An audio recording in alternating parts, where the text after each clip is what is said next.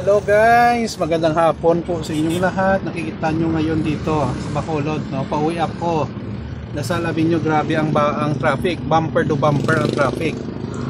So sa akin naman, lahat naman siguro ng mga pasahero at mga driver ay naiinis sa traffic. Sa akin lang ay patience is a virtue, sabi nga ni Buddha, no? So dapat maging pasensyoso po tayo kasi wala tayong magawa kung dali natin ang init ng ulo, especially traffic. Makapaghanap tayo ng away at posibleng maaksidente pa tayo. Okay, dito mo makikita guys, no, na kung nagmamaneho ka makikita mong advantage ng manual, ng automatic pala.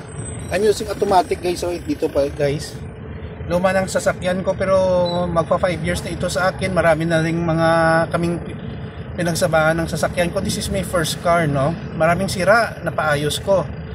So manual pwede din, pero mga ngalawit ang paa mo, no, sa clutch, no? At saka sa mga traffic dito sa city, nako, mahirapan ka talaga. Depende naman kasi iba gusto mag-manual kasi makasave daw, no?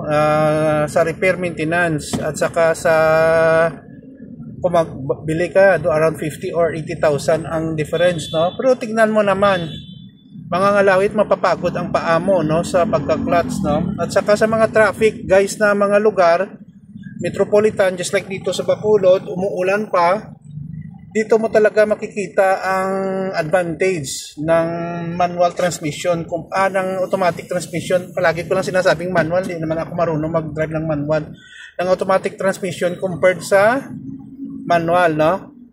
So dito, grabe ang traffic. Ano po ito? Bumper to bumper. Kanina po ako dito. Okay. So patience lang guys. Patience. Makakarating din tayo sa bahay. Nag-advance ng motor. Nakakalusot. Wala pang helmet ang dalawa nito. Mga aksidente. Problema pa, no? So akin lang, mga 5 taon na rin ako nagda-drive ng sasakyan, no? Automatic. So ingat po tayo palagi, especially umuulan. Bawal po magpabilis ng takbo ng sasakyan, no? Slippery roads, no? So traffic dito, no? Traffic sa ngayon, sira ang I think sira ang traffic lights, no? So maraming salamat guys sa inyong panonood sa channel ko. Maraming salamat po, no, na ubusan pa ako ng load dito sa globe na data ko. Yun lang guys, no.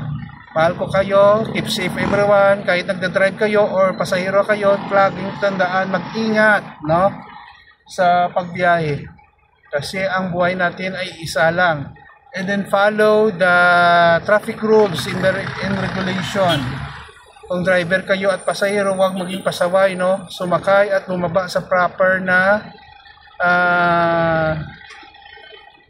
bus or jeep stop, no? Yun lang po guys. Please subscribe to my channel guys. I love you all. Ingat po tayo lagi. Ito naman pong kaibigan si Jake. Paalam. Kita-kita tayo guys sa sunod na video.